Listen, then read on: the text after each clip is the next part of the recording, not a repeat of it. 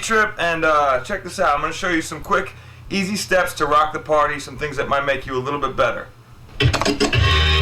This section right here is going to be dedicated to the art of selecting, or digging, if you will. Finding the right records that you need to rock that party.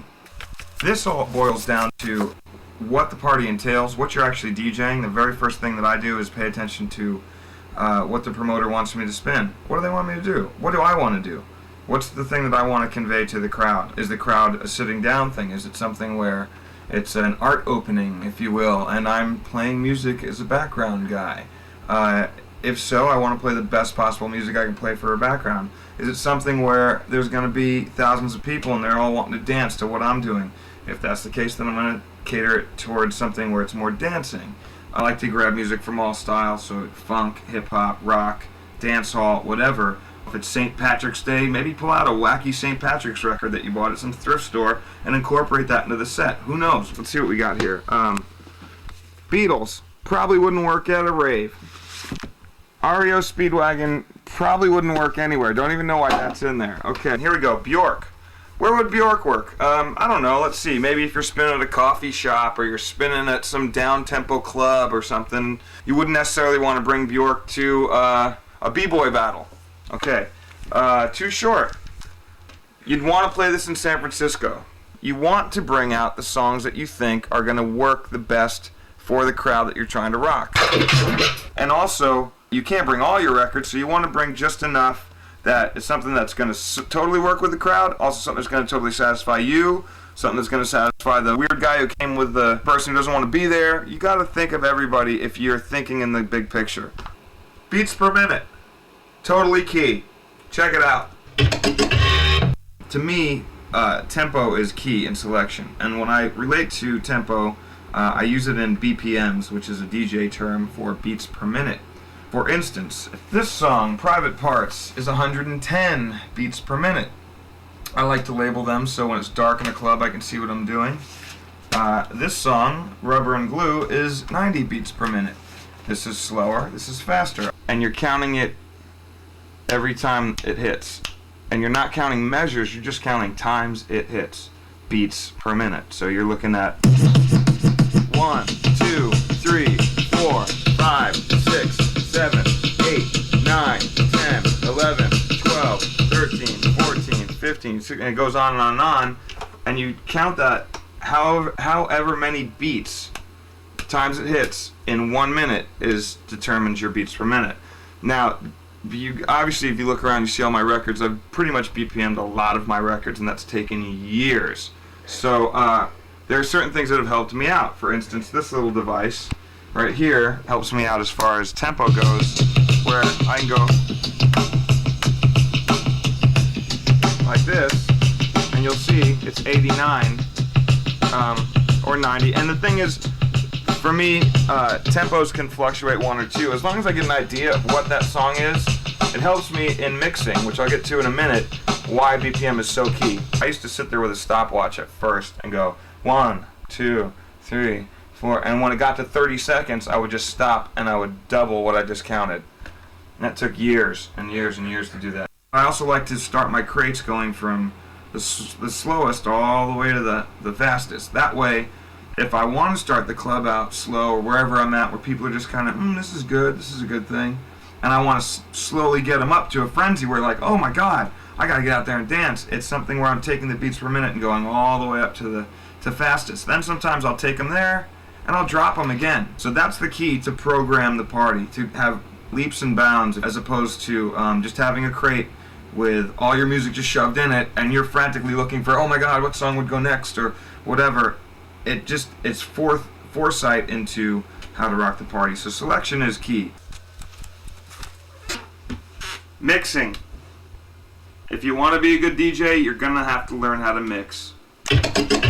Mixing is basically taking 2 records of the same tempo and mixing them together, as opposed to just playing records. You're actually mixing records. These right here on a turntable, it's the pitch adjustment. So on green, this record is 97 beats per minute, but if you bounce it up a couple, it becomes 97, 98, 99, 100, 101, 102, and so on. So anyway, this is 97. This is 95. So if I bump it up 95, 96, 97, 98, somewhere in that area, I'm around 3 on here, and I'm staying at 97 on this. These two should lock up in the same tempo. Come on, come on.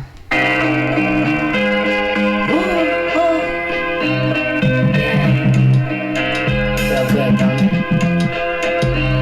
This is for the long days that drift away while the sun sets and the ghettos play. Long nights on a house. So that's basically record 1. Here's record 2.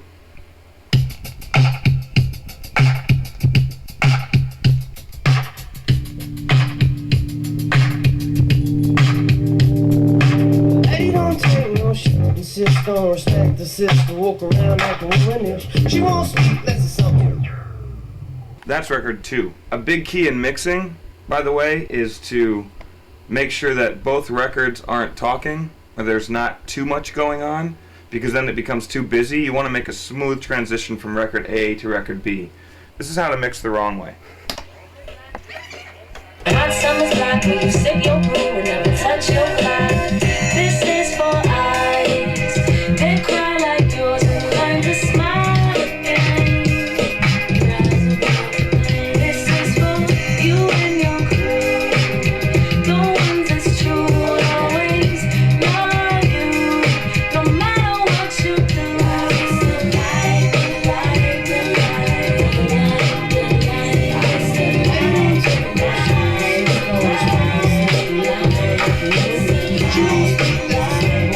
light. See how I was too busy there? Didn't sound right, didn't feel right. For a second there, the beat was going, and you're like, okay, this works. But ultimately, when the two came together, it was bad. So this would be the correct way to mix from this record to this record. Is just get in the record, back it up a bit, find the chorus, find when it breaks, and bring the next one in. So. Forever falling angels, trying to find the way home. This is for everybody and anybody's soul. So it's the light, the light, the light, the light, the light. It's the light, the light, the light, it's the light, the light, the light. Hey, don't take no shit. The sister don't respect. So basically you get the idea. You bring this one out and this one in at the right time. Before you know it, it sounds like you don't know where one stops and one starts. That's the key. But the way it works is I knew where I was in the song on both songs. Intro of this song, outro of that song.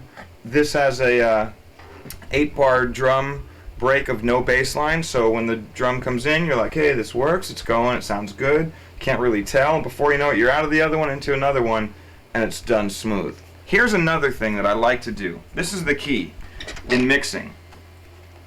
Sometimes, if it's a new record and you don't really know it too well, they give you an option here. You got radio version and instrumental.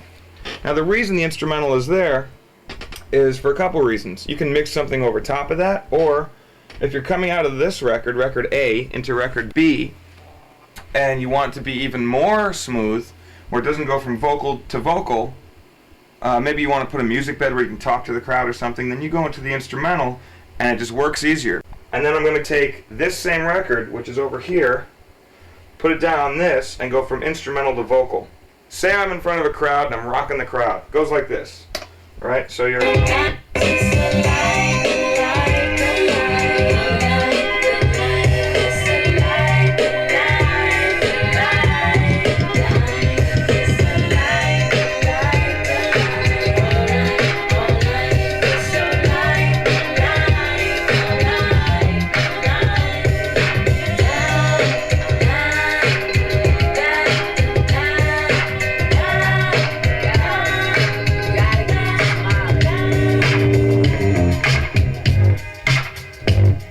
Here's my mic. What's up, everybody? How y'all feeling? Blah, blah, blah, blah. Yeah. Talk. Say ho, ho, whatever.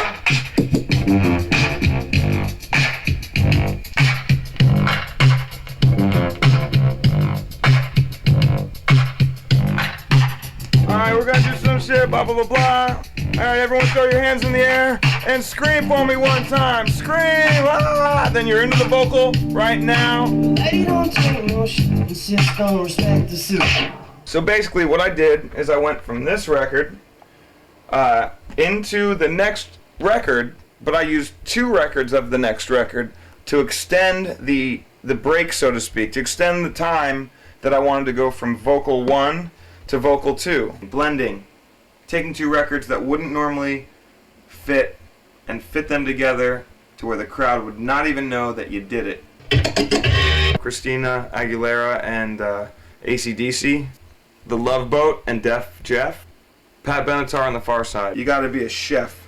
You gotta be able to cook up those mixes. 2 things that would have never actually fit together, but for some odd reason they do, and they fit like a glove. I think blends are really fun because if you know this record and you've always heard it the original way that you've always heard it, then to hear someone remix it live makes you go, wait a second, I know this song, but that's not the way the song's supposed to go. He's doing something else. So it kind of makes you, it puts your own spin on what you're doing because it shows that you actually are up there remixing or doing things on the fly. On this record, you've got the beat.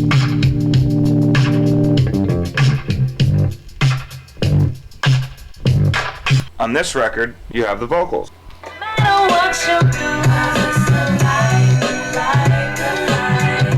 Right? Now here is the acapella. They cry like yours and learn to smile again. So normally I'd start out with this record here on the instrumental. And what I would do is I'm going to bring in the vocal and ride the vocal over top of this beat to make it sound like these 2 songs are basically supposed to be one song. So here goes.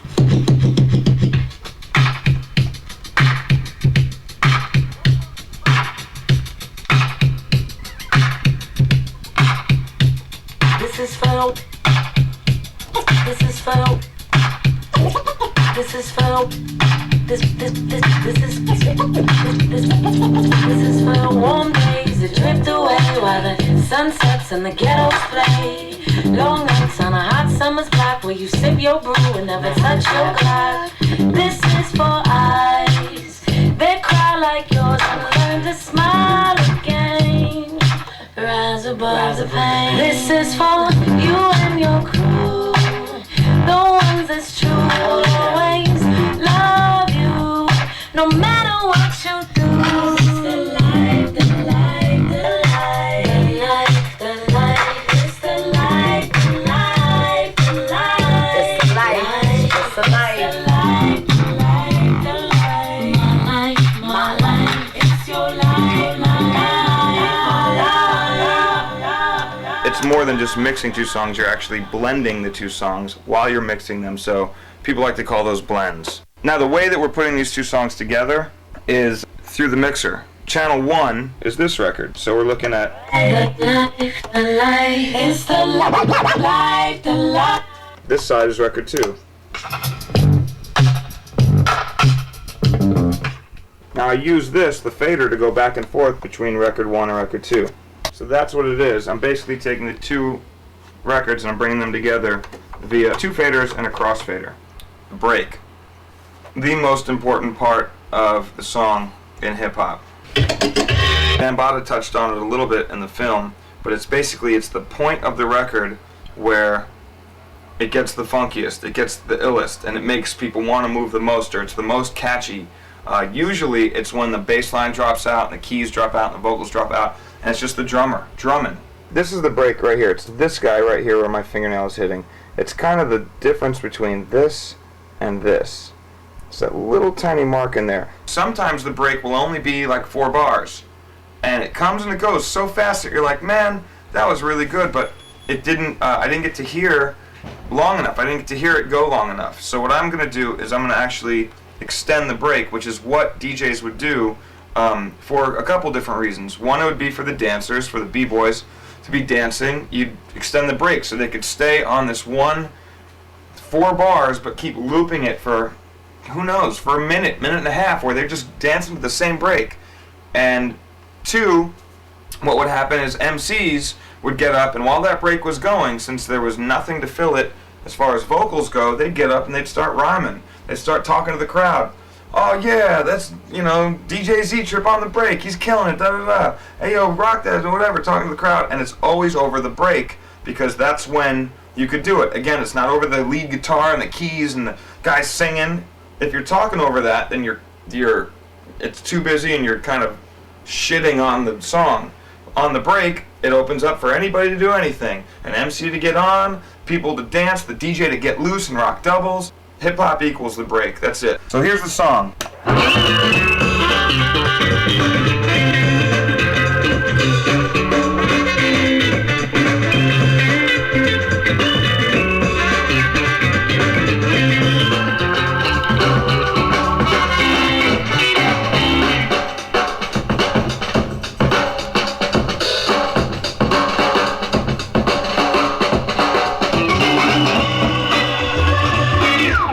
So for me, I like that. If I could, I would have that break go on for a day and a half.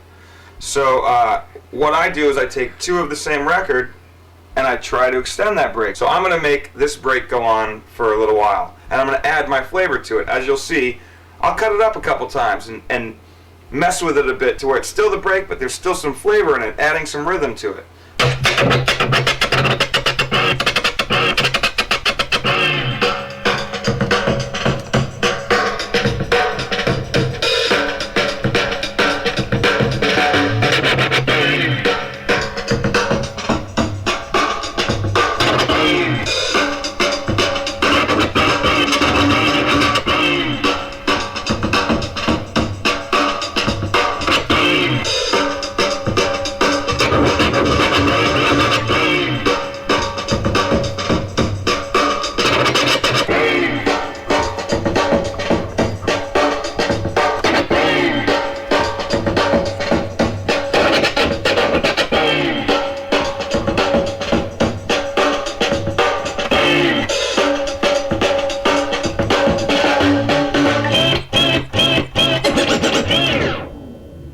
That's basically it, extending the break.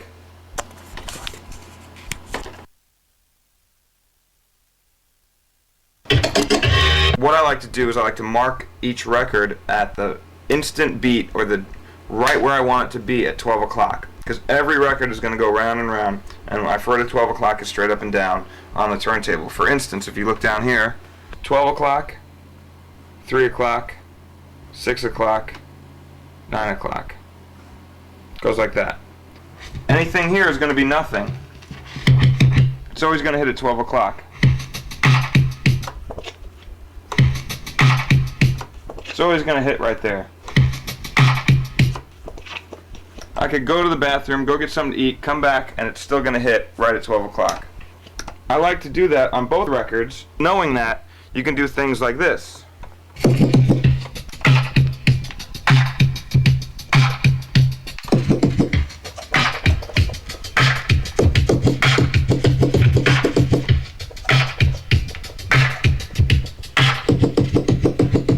Some people like to do this, where you take a piece of sticky tape or a label of some sort, and you put it right up close to where the break's going to hit.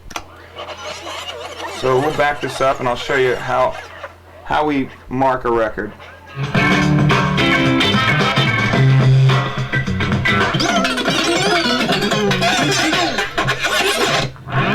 Alright, here comes the break.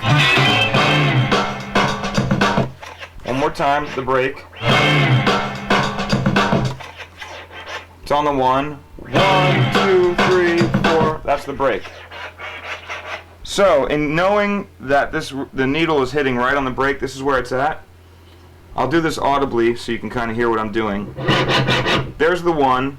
I take this piece of tape and I put it in right up close to where it's at.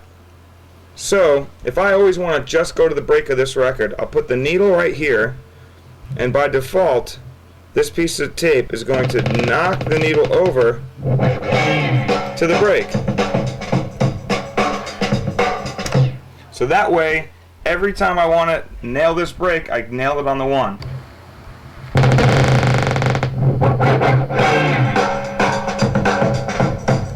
This is what you'd do if you didn't have it. You put in your headphones, this is what you're hearing. That's not the brake. Shit, where's the brake? Oh, there it is. Oh, wait, no. Oh, there it is, finally. See how long that took me to do that? As opposed to, I could walk right in the room, go, oh, I see where you got the brake on the record. Let's see. And it's right there. Scratching. You've seen it, you've heard about it. Let's discuss it. Technically, any time's a good time to scratch. But in context of your set, you can't really scratch for an hour. I mean, you can, but you know the crowd, it might wear on them if they're not fully understanding what's going on. It might be a little difficult. And again, you're trying to rock a party, so you're just trying to add little flavors.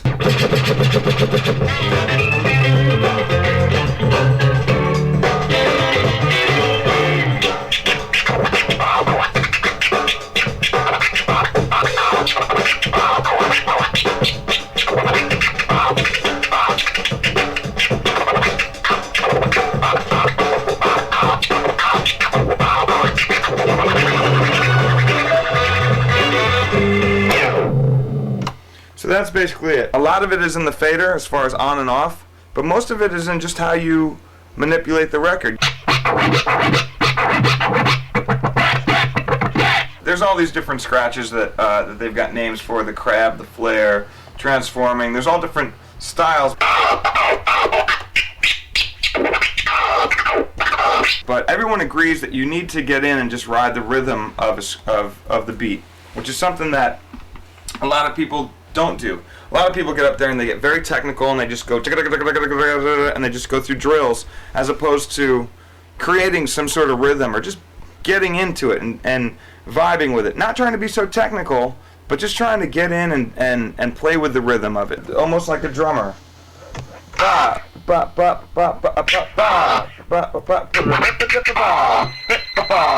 then the phone rings. This is really key. Basically, I've got these two records that you might recognize because it was the ending of the movie. So what I'd like to do is show you how these two records mix together. And this is really a difficult mix because both of these records individually start at a slower BPM and move all the way up the scale and go faster. But they do it at different intervals. So even if you were to start them at the same time and mix them together, the BPMs are going all over the place. It starts out like this.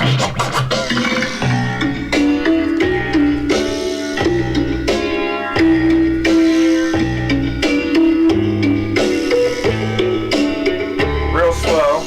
Then before you know it, it gets up here.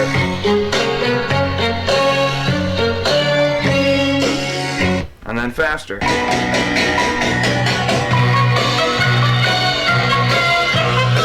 And then before you know it, you're... Right? This is the other record.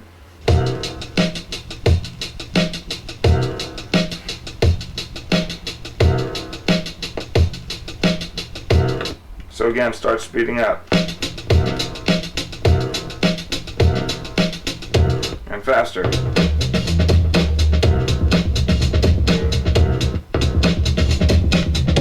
At one point, one of the records breaks so fast that there's no possible way the other record could keep up. So that's when I come in and I scratch my way out of it. Check this out.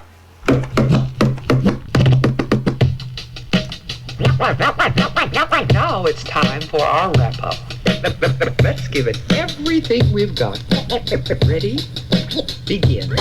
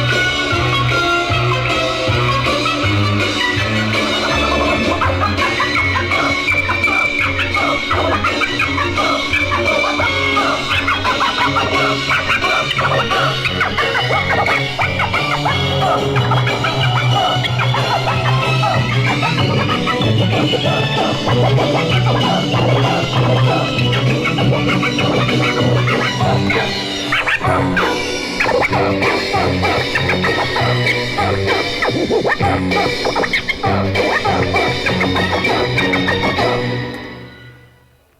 there you have it. The end of Scratch.